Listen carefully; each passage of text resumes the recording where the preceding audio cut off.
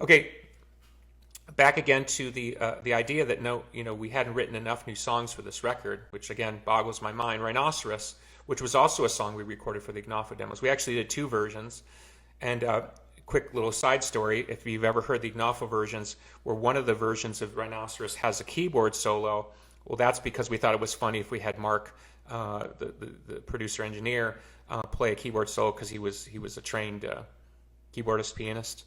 And so that's the idea of a pumpkin joke, that we have him play a bad B3 solo in the middle of our psychedelic song. Why it seemed funny at the time or it seems funny now is beyond me, but that explains why Mark is on that particular track. Same thing. Here we are a year or so later. We're re-recording a song and we're trying to re-emulate it. I think actually that reminds me that the clean guitar sound for the nerds out there is actually a JC 120. I think we still had those amps. Those were the original Smashing Pumpkins amps when we were goth.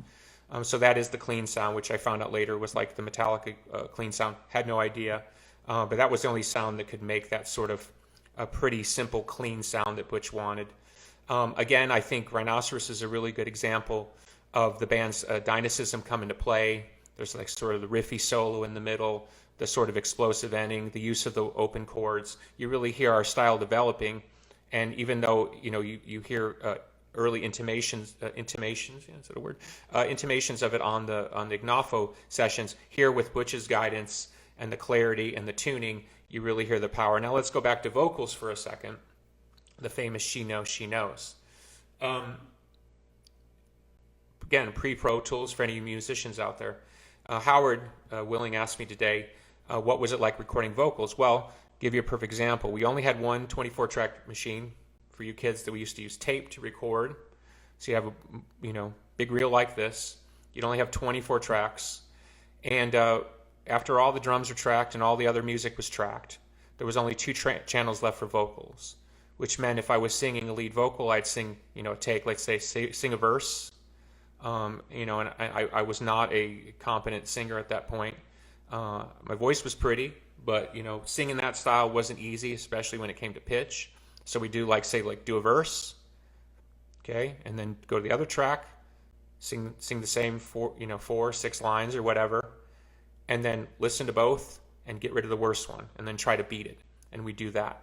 Well, when it got to the point, we did all the rest of it. Came relatively easy because it's a fairly simple melody and fairly simple vocal. When it came to the "She Knows," 8 hours. That's what Butch Vig tortured me on. 8 hours. She knows, she knows, she knows. Like nobody's business. And I'm pretty sure we double tracked that. So it was probably 4 hours of one track and 4 hours the other. Again, I'd never been in that situation before. It caused a lot of, I'm not mad at Butch, but it caused a lot of kind of head fuckery because, here I am singing and I think I'm doing as good as I could humanly do. It's like asking me to jump 8 feet and I jump 8 feet and the person going, actually, can you jump 9 feet? I never jumped 8 feet, so I couldn't imagine jumping 9 feet. So I'm singing for hours. She knows, she knows, she knows, and I don't hear what he's hearing. I don't understand what he's hearing. Now I do, and I understand why he was so persistent, and it's a beautiful thing that he did. But at the time, being the age I was, immature as I was, not used to criticism. I was used to working on my own. I wasn't encouraged as a musician, so all my experiences were sort of in my own head. And here's this person who's essentially dad in the session. He's the person who has the strings on the budget and how long we're going to be able to record and whether or not this is going to be a success or not. And so he's telling me to do it again. I'm going to do it again. But 8 hours later, I thought I was going to lose my fucking mind. So to this day, when I hear that chorus, I still get like a little shudder at my back. A note on the guitars. At that point, we'd sort of develop, what was the Pumpkin sound. At that point, generally speaking, my Stratocaster went in the left speaker. James's Les Paul went in the right speaker. So you got this kind of zing, and I love that sound, kind of a zing left to right. So my guitar on the left would always kind of zing before the Les Paul would kick in. So you had this kind of zhang, zhang, zhang, and that was kind of our early sound before we went to greater density down the road. The two guitars I had, the Gish Strat, the one that was stolen, was the main guitar on the record, but usually only used for riffs. Anything heavy was that guitar. For solos and clean guitar, it was the other guitar, and you've probably seen pictures of that. So it's got a kind of a super psychedelic paint job. Different. A friend of mine, Crazy Nick, had painted that. I still have that guitar as well, and that had more attack. And so when you hear solos like on Snail and Shiva, that would be the other Stratocaster. On the solos and stuff like that, for example, on the solo on Rhinoceros, Butch gave me totally free reign. It was up to me to decide what was good enough. He'd probably only complain if it was out of tune. And so at least in that, I felt sort of a greater sense of freedom. Again, I'm just trying to take you inside the process a little bit because, I feel all this pressure.